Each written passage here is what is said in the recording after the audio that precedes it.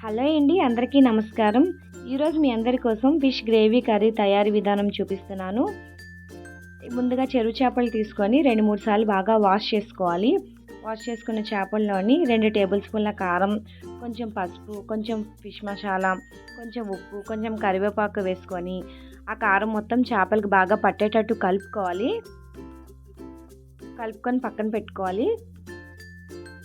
ఆ తర్వాత కొంచెం చింతపండు తీసుకోవాలి, వాష్ చేసుకొని కొంచెం వాటర్లో నానబెట్టుకోవాలి.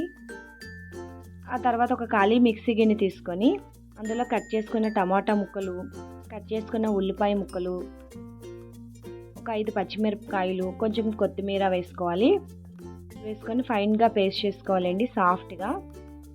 ఇక నేను చూపించే విధంగా స్టవ్ వెలిగించుకొని ఒక ఖాళీ బాండీ పెట్టుకొని అందులో కొంచెం ఆయిల్ వేసుకోవాలి. ఆయిల్ హీట్ ఎక్కిన తర్వాత ఒక 4 పచ్చిమిరపకాయలు మజ్జిగ కట్ చేసుకొని వేయించుకోవాలి. పచ్చిమిరపకాయలు వేగిన తర్వాత మనం పేస్ట్ చేసుకున్న ప్యూరీ వేసుకోవాలండి. వేసుకొని కలుపుతూ ఫ్రై చేసుకోవాలి, సిమ్లో పెట్టుకోవాలండి.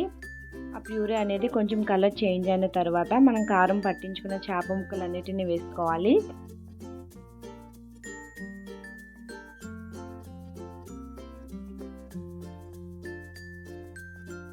వేసుకొని చాలా జాగ్రత్తగా కలుపుకోవాలండి. ఇక నేను చూపించే విధంగా కలుపుకోవడం వల్ల చేపలు అనేవి ఎరగకన్నా బాగా ఉంటాయండి, బాగా మసాలా కూడా పడుతుంది. ఆ తర్వాత నానబెట్టుకున్న చింతపండు వాటర్ కూడా వేసుకోవాలి. వేసుకొని చేపలంతా బాగా కలుపుకొని ఆ పైన కొత్తిమీర వేసుకొని మూత పెట్టుకొని సిమ్లో ఒక 10 మినిట్స్ ఉడకనివ్వాలండి. ఇక నేను చూపించే విధంగా ఇలా దగ్గరగా అయితే సరిపోతుందండి, అంతేనండి. స్టవ్ ఆఫ్ చేసుకోవాలి. మన ఫిష్ గ్రేవీ కర్రీ అనేది రెడీ అయింది. ఒకసారి ట్రై చేయండి, చాలా బాగుంటుంది. ట్రై చేసి ఎలా ఉందో నాకు చెప్పండి.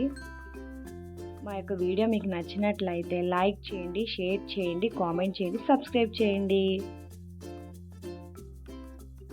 Thank you for watching.